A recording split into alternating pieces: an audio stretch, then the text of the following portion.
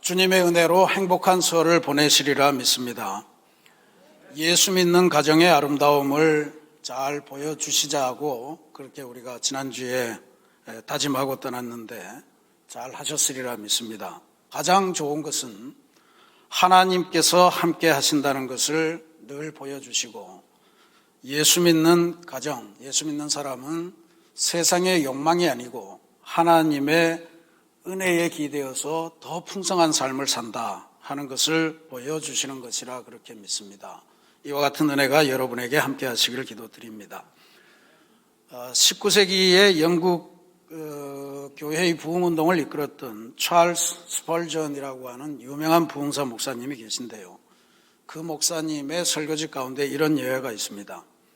어떤 믿음 좋은 사람이 너무 하나님께 열심히 기도하니까 하나님이 그의 기도를 들어 응답하셔서 그의 기도에 나타나셔서 내가 너의 기도 3가지를 들어줄 테니까 나한테 이야기해라.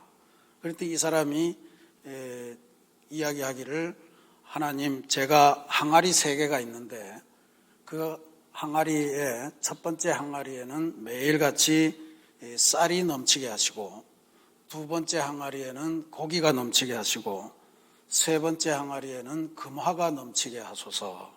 알았다. 그래서 하나님이 응답해 주셨습니다. 실제로 이 사람이 그 항아리 앞에 갔더니 첫 번째 항아리에는 쌀, 두 번째 항아리에는 고기, 세 번째 항아리에는 금화가 가득 차 있었습니다. 이 말씀이 진짠가 해서 쌀을 다 퍼내고 또 고기도 다 퍼내고 금화도 다 퍼냈습니다.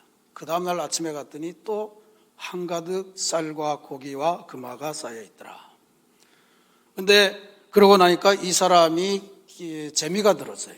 날마다 기도하면서 쌀, 고기, 금화, 쌀, 고기, 금화, 쌀, 고기, 금화 이러면서 매일매일 가서 확인하는 재미에 일생을 살았는데, 어느 날 그러고 살다 보니 어느덧 하나님 앞에 갈 때가 되었더라는 겁니다. 그러고 나서야 자기가 기도하면서 일평생 살았는데 겨우 쌀고기 돈 쌀고기 돈 하면서 사는 것이 너무 억울해서 하나님에게 항의를 했답니다. 하나님, 저한테 복을 주시라고 그랬는데 왜 이렇게 인생이 허망하게 만드셨습니까? 하나님 대답하시기를, 네가 만족할 줄 알았어야지 만족할 줄 몰랐기 때문에 네 욕망이 네 은혜를 다 갉아먹어버렸구나 하는 대답으로 응답하셨답니다. 우리가 하나님의 복을 갈구하면서 살죠. 하나님의 응답이 너무나도 달콤합니다. 그러나 우리의 욕망이 앞서면 우리가 받은 은혜를 다 갉아먹을 수밖에 없다는 것을 알려주는 아주 귀한 이야기인 줄로 믿습니다. 우리 그리스도인은 욕망으로 살아가는 존재가 아니고 하나님의 은혜로 살아가는 존재임을 기억하시기 바랍니다. 절대로 욕망이 여러분의 은혜를 파괴하고 욕망이 여러분의 구원을 잠식해버리는 그러한 어리석은 인생을 살아가지 마시기를 바랍니다. 오늘 우리가 봉독한 하나님의 말씀은 예수님께서 마귀에게 시험당하신 유명한 이야기입니다.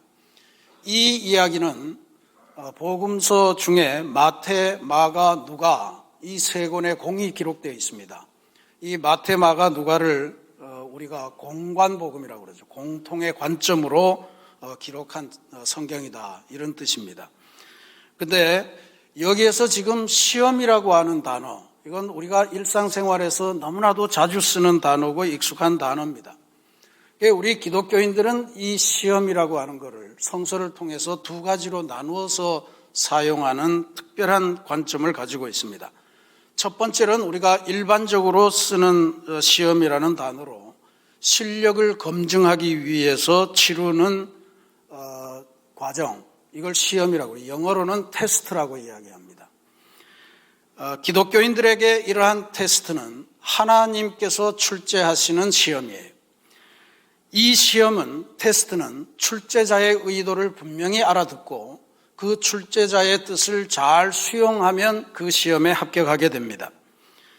하나님의 의도를 잘 파악하고 하나님의 뜻을 수용하기 위해서 내 자신을 결단하고 바꾸면 이 하나님이 주시는 시험에는 넉넉하게 통과하게 됩니다. 그런데 기독교인들만이 사용하는 좀 특이한 용법의 시험이라는 단어가 있습니다. 이것은 마귀가 인간에게 출제하는 시험입니다. 영어 성경은 이런 경우에 이 시험을 테스트라고 쓰지 않고 temptation, 유혹이라고 하는 단어로 번역을 합니다. 마귀가 주도하는 시험, 이것은 하나님께서 출제하시는 시험과는 다르게 출제자인 마귀의 의도를 거부하고 마귀의 의도를 분쇄하는 것으로 통과할 수가 있습니다.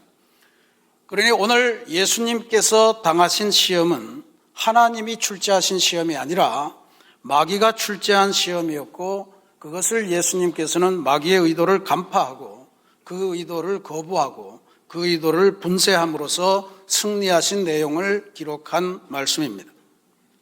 그러니 오늘 우리가 이 말씀을 통해서 우리의 삶의 일상 속에서 닥쳐오는 마귀의 시험을 어떻게 이기고 승리하는 삶을 살겠느냐라고 하는 비결을 배울 수 있기를 바랍니다. 먼저 예수님께서 마귀에게 대응을 하는 것을 보기 전에 마귀의 시험이라고 하는 것과 관련해서 우리가 미리 이해해야 될 중요한 두 가지 요소가 있음을 먼저 말씀드리고자 합니다. 첫 번째는 마귀가 했던 이 시험은 예수님의 공생의 첫 부분에 한순간에만 나타났다가 끝난 것이 아니라 예수님의 삶의 진행과 더불어 십자가에 돌아가시기까지 끝까지 예수님의 부근에서 나타나서 예수님을 괴롭힌 시험이었다라고 하는 사실입니다. 누가복음 4장에 이 예수님이 시험 받으신 이야기가 동일하게 기록이 되어 있는데 마태는 기록하고 있지 않지만 누가는 모든 시험의 끝 무렵에 13절 말씀에 이 구절을 덧붙이고 있습니다. 마귀가 모든 시험을 다 한 후에 얼마 동안 떠나니라. 얼마 동안 떠나니라. 이게 무슨 말입니까? 마귀는 곧 돌아온다는 이야기 아니겠습니까? 얼마 동안 떠났으니 곧 돌아올 것을 전제하는 것이 마귀의 요소입니다. 속성입니다. 그래서 주님께서도 마귀야 죽어버려라 하지 못하시고 마귀야 물러거라 라고 하는 말씀을 주신 거예요.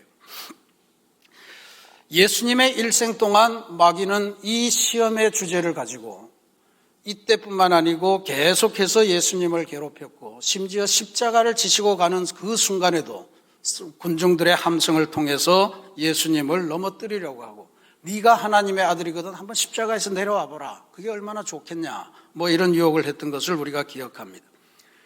공동번역 성경은 누가복음 4장 13절에 얼마 동안 떠나니라 라고 하는 이 부분을 이렇게 번역합니다. 악마는 이렇게 여러 가지로 유혹해 본 끝에 다음 기회를 노리면서 예수에게서 떠나갔다. 악마는 이렇게 여러 가지로 유혹해 본 끝에 다음 기회를 노리면서 예수에게서 떠나갔다.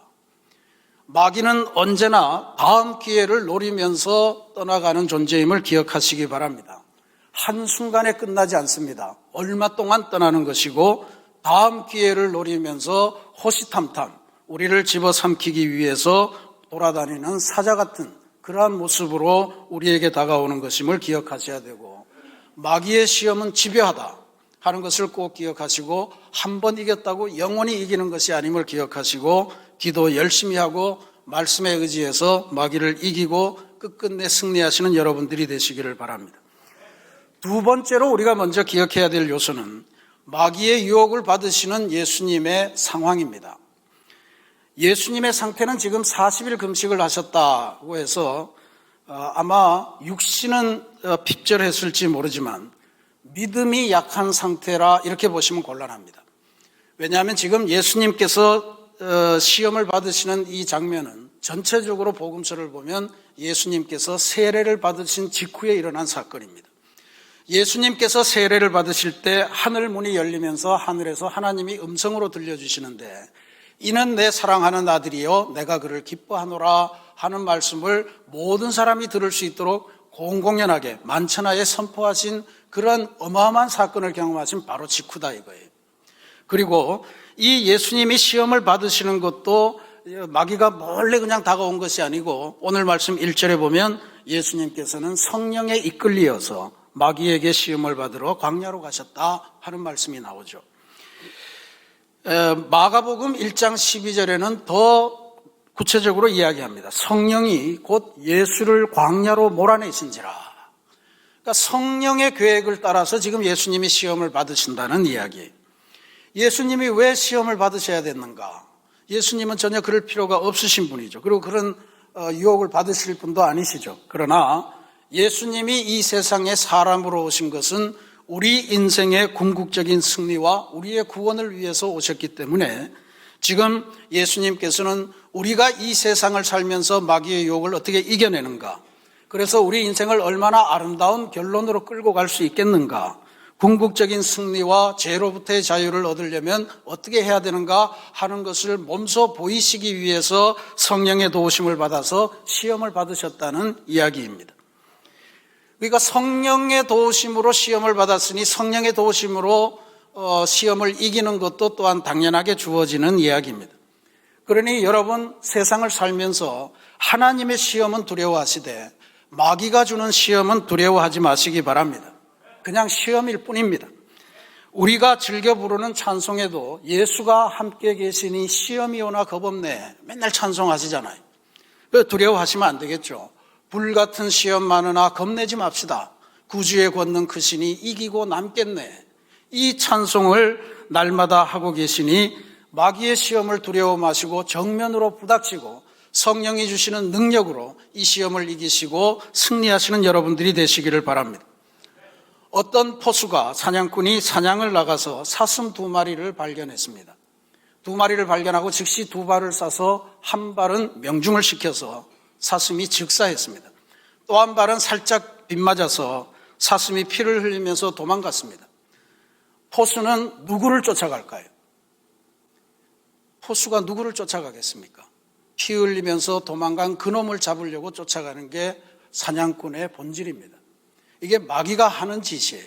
이미 죽은 놈을 그건 그냥 들고 오면 되는 거잖아요. 근데 살아서 도망친 그 사슴을 쫓아서 끊임없이 가서 그걸 포획하려고 하는 것. 그게 마귀의 본질이다, 이런 이야기. 오늘날 우리가 마귀의 유혹을 받는다라고 하는 것은 뒤집어 보면 우리의 영이 여전히 살아서 숨쉬고 있다는 것을 증명하는 것에 불과합니다. 그러니 마귀가 하는 시험을 두려워하지 마시고 마귀가 주는 시험에 주눅들지 마시고 예수님께서 성령의 도우심으로 직접 마귀의 권세를 꺾으시고 승리하신 비결을 알려주셨으니 이 주님의 비결에 의지하셔서 일평생 이 세상에서 넉넉하게 승리하시고 한평생을 천국 가는 길을 걸어가시는 아름다운 믿음의 사람이 되어야 할 줄로 믿습니다. 이제 예수님께서 유혹당하신, 시험당하신 3가지 내용을 한번 보겠습니다. 우리가 어려서부터 익히 잘 많이 들어서 알고 있는 그런 내용입니다. 첫 번째는 내가 만일 하나님의 아들이거든 이 돌들에게 명하여 떡이 되게 하라 하는 것이었고, 2번, 3번은 마태복음에는 이 순서고 누가복음에는 2번, 3번이 순서가 바뀌어 있어요.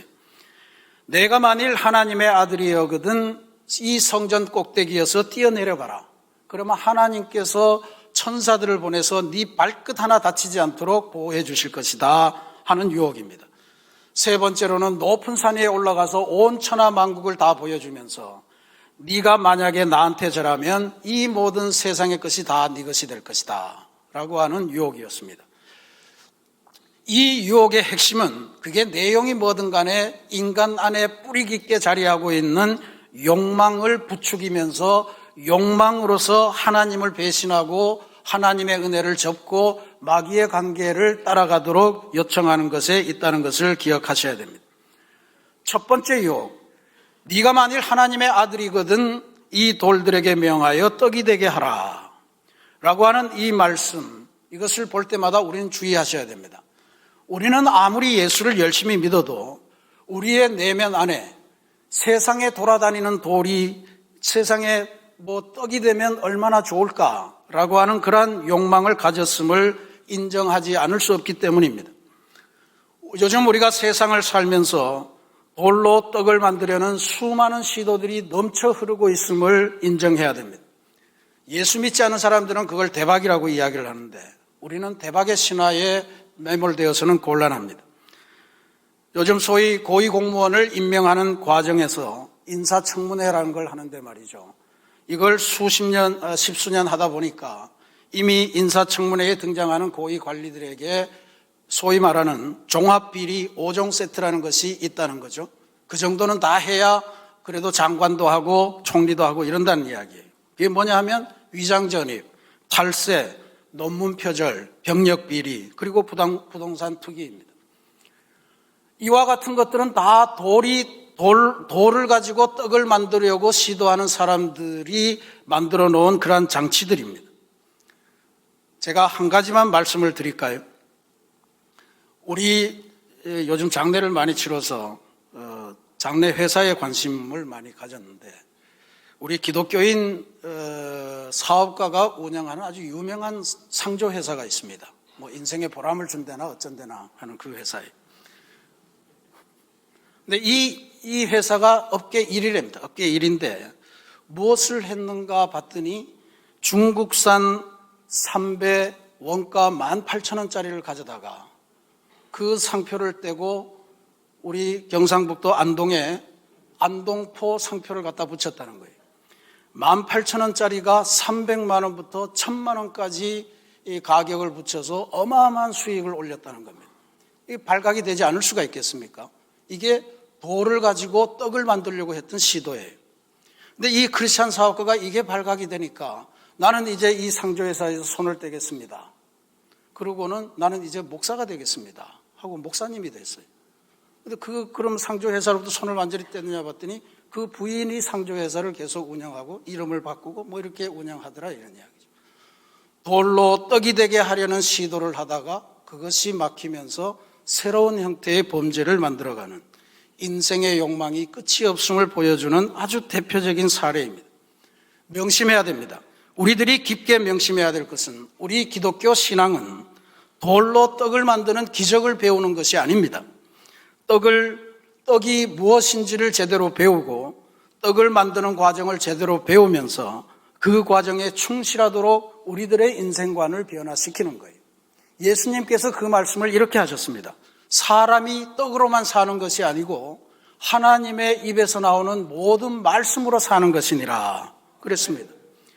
우리는 세상의 욕망을 우리의 떡으로 삼아서 살아가는 사람들이 아니고 하나님의 입에서 나오는 모든 말씀, 하나님의 거룩한 말씀을 우리의 생명의 떡으로 삼아서 그것으로 살아가는 사람임을 기억하고 그 말씀을 기쁘게 여겨서 주야로 묵상하며 그렇게 시냇가에 심은 나무처럼 살아가는 것이 우리 기독교인의 삶임을 기억하셔야 됩니다. 돌이 떡이 되게 하는 유혹, 이것으로부터 벗어나시는 여러분들이 되시기를 바랍니다. 여기서 문제가 되는 것은 마귀는 그냥 돌로 떡이 되게 하라는 것이 아니고 네가 하나님의 아들이거든 이라고 하는 전제를 붙였습니다. 마귀는 예수님이 진짜로 하나님의 아들인가 아닌가를 궁금해했던 것이 아닙니다. 예수님이 하나님의 아들인 것은 이미 일찍부터 알았지만 네가 갖고 있는 그 하나님의 아들로서의 능력, 그것을 하나님의 나라가 아니라 사람의 욕망을 부추기고 사람의 욕망을 이루어가는 그 일을 위해서 한번 사용해봐라 라고 하는 유혹이었습니다. 그래서 사람들이 그 욕망을 충족하면서 너를 하나님의 아들로 떠받드는 그러한 엄청난 영광을 누려라 하는 것이었습니다. 우리가 신앙생활을 통해 얻게 되는 믿음의 능력, 그것은 하나님의 나라의 건설을 위해서 사용해야 됩니다. 만일에 우리가 하나님으로부터 능력을 받고 은사를 받고 이 모든 것을 우리가 이 세상에서 돌을 가지고 떡을 만드는 우리의 욕망을 채우는 일에 사용한다면 우리는 어느샌가 교회는 열심히 나올지 모르지만 마귀의 이 첫 시험에 깊이 빠져들고 있다라고 하는 사실을 기억하셔야 됩니다. 사람은 떡으로만 살아가는 존재가 아닙니다. 예수님의 대답은 인간은 돌이 변한 떡으로 살아가는 욕망 덩어리가 아니라 하나님께서 주시는 진리의 양식으로 하루하루를 뜻깊게 매일같이 하나님의 나라, 하늘 가는 길을 걸어가는 고귀한 존재임을 선포하신 말씀이 이 말씀이라 믿습니다. 두 번째 마귀가 했던 유혹은 네가 만일 하나님의 아들이거든 이 성전 꼭대기에서 뛰어내려라. 기록되었으되 그가 너를 위하여 그의 사자들을 명하시리니 그들이 손으로 너를 받들어 발이 돌에 부딪히지 않게 하리로다 하는 유혹입니다. 이건 분명한 이야기죠. 하나님의 보호하심을 믿어라. 그리고는 네 마음대로 세상을 살아가라. 그러면 뭘 하든지 하나님이 돌보아 주실 것이다 라고 하는 또 다른 인간의 욕망을 부추기는 행동입니다. 내가 가는 길이 곧 하나님의 길이 되었으면 좋겠다. 이게 인간의 교만입니다. 우리 그리스도인은 하나님의 길을 분별하고 하나님의 길을 가도록 우리 자신의 삶의 길을 방향을 전환하는 사람들이에요. 근데 마귀는 여기서 놀랍게도 하나님의 말씀을 인용하면서 예수님을 꼬드깁니다. 시편 91편 말씀이에요. 시편 91편 말씀 사냥꾼의 올무에서 새같이 우리가 해방됐는데 유명한 복음성가라도 알려진 말씀입니다. 시편 91편은 마귀가 심각하게 왜곡하면서 우리에게 도전하는 문제입니다. 시편 91편의 저자는 이런 고백을 하고 있는 거예요. 이 세상에서 하나님의 길을 따라 살아가려니 너무너무 어렵습니다. 너무너무 괴롭습니다. 너무너무 힘듭니다. 곳곳에 전염병이 만연해 있고 새 사냥꾼의 올가미 같은 것이 내 인생을 낚아채려고 나를 노리고 있고 낮에는 화살이 나를 공격하고 밤에는 밤의 공포가 나를 공격합니다. 하나님의 길을 가자니 이렇게 어려운 점이 사방의 도처에 도사리고 있는데 그래도 나는 하나님의 길을 가고 싶습니다. 제가 하나님의 길을 가고자 하니 하나님 제발 나의 피난처가 되어주시고 나의 요새가 되어주시고 나의 방패가 되셔서 지켜주시고 하나님의 길을 가는 모든 길목에서 나를 지켜주십시오. 그래서 내가 어디를 가든지 하나님의 길을 가려고 하는 그때마다 내 발을 지켜 보호해 주십시오 라고 하는 이런 고백이고 간구예요. 그런데 마귀는 이 구절을 완전히 왜곡해서 하나님이 돌보실 테니 너는 그냥 네 욕심대로 마음껏 걸어가라. 하나님이 너를 도와줄 거다. 몇 구절만 뽑아서 우리의 욕심을 북추기고 있는 거예요. 명심하셔야 됩니다. 하나님의 보호하심을 믿고 제멋대로 나의 길을 가는 것이 기독교 신앙이 아닙니다. 하나님께서 지켜주심을 믿고 하나님의 길을 따르기 위해 분투하며 오늘도 한 걸음, 내일도 한 걸음 그렇게 하나님과 더불어 나아가는 것, 그것이 우리의 신앙생활입니다. 하나님의 보호하심을 믿고 아무 데서나 뛰어내리고 아무런 범죄나 마구 저지르면서 하나님이 돌봐주실 거야 라고 하는 것은 하나님을 시험하는 거죠. 하나님을 시험하는 거예요. 하나님이 우리를 시험하시는 것이지 우리가 하나님을 시험하면 안 됩니다. 하나님이 우리를 보호해 주신 것은 언제나 준비된 약속이죠. 그런데 우리는 빛 가운데로 걸어가야 하나님이 함께 하신다는 거예요. 태산을 넘고 험곡에 가도 빛 가운데로 걸어가면 주께서 항상 지키시기로 약속한 말씀 변치 않는다는 거예요. 빛 가운데로 걸어가지 않으면서 하나님이 지켜주시겠다 하는 것을 믿는 것은 하나님을 시험하는 행위입니다. 출애굽했던 이스라엘 백성들을 생각해 보십시오. 하나님을 믿는 척하고 출애굽을 했는데 그 다음부터 하나님을 시험하기 시작했습니다. 그랬더니 사흘이면 갈 길을 40년을 걸려서 간 것이에요. 그 과정을 통해서 물론 이스라엘 백성들은 수없는 하나님의 은혜와 돌보심의 은총을 체험했습니다. 만나와 메추라기, 구름기둥과 불기둥, 반석을 쳐서 나오는 샘물, 이런 오만 가지들을 다 경험했지만 그들이 겪은 고생이 어마어마했습니다. 심지어는 그 고생을 겪고서도 약속의 땅에 들어간 사람은 출애굽 1세대 중에 단 2사람밖에 없었다는 거 아니에요. 여호수아와 갈렙. 하나님을 시험하지 마시고 하나님을 굳건하게 믿으면서 하나님의 길을 따라서 이 시험을 통과하시고 승리하는 삶으로 나아가시는 여러분 모두가 되시기를 기도드리겠습니다. 마지막으로 마귀가 예수님께 했던 유혹은 내가 만일 내게 엎드려 경배하면 이 모든 것을 너에게 주리라 하는 유혹입니다.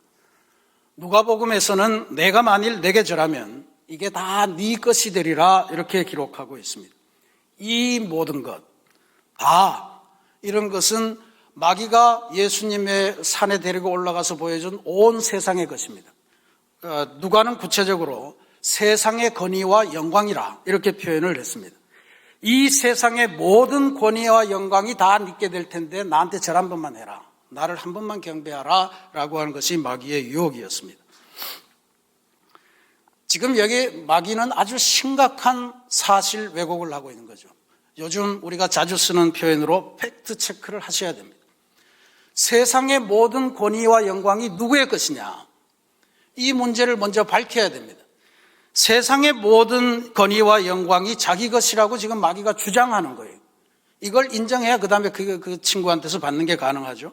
그런데 세상의 모든 권위와 영광은 다 하나님의 것이고 하나님이 창조하셨고 하나님의 말씀으로 말미암은 것입니다. 단 한 번도 이 역사상에 단 한순간도 마귀의 것이었던 적이 없었다는 이야기. 그런데 지금도 마귀는 이 세상의 모든 영광, 이 세상의 모든 권위는 다 내 것이다. 내가 너희들에게 줄 수 있다. 이렇게 우리들을 유혹하는데 더 놀라운 것은 의외로 이런 거짓된 주장에 수많은 사람들이 넘어가고 있다는 거예요. 심지어 하나님을 믿는다는 그리스도인들도 마귀의 이 주장에 홀딱 넘어갑니다. 마귀의 어법이 이런 거예요. 자, 교회 가서는 하나님께 절해. 하나님이 우리 영을 책임지시는 분이야. 그러나 세상에서 권위와 영광, 세상에서의 부와 권세, 이건 전부 다 나에게 속해 있으니까 나에게 절해. 교회 가서는 하나님, 세상에 와서는 나에게 절을 하라 하는 것이 마귀의 어법입니다. 신앙인인 우리들은 분명히 기억하셔야 됩니다. 우리는 이 세상에서 하나님의 말씀을 전파하고 하나님의 말씀대로 이 세상을 다스려야 될 왕같은 제사장의 본질을 타고난 존재예요. 세상의 권세와 영광이 우리에게도 필요하다는 이야기. 그러나 세상에서의 권세와 영광을 얻기 위해서 그것을 마귀에게 절해서 얻어야 되는 게 아니라는 것을 분명히 기억하셔야 됩니다. 세상의 권세와 영광을 위해서도 하나님께 절해야만 얻을 수 있다는 것을 기억하셔야 됩니다. 그래야 그 권세와 영광이 우리의 삶을 온전히 높이고 하나님께 영광을 돌릴 수 있습니다. 물론 하나님을 믿지 않고도 세상의 권세와 영광을 얻는 사람들이 많이 있습니다.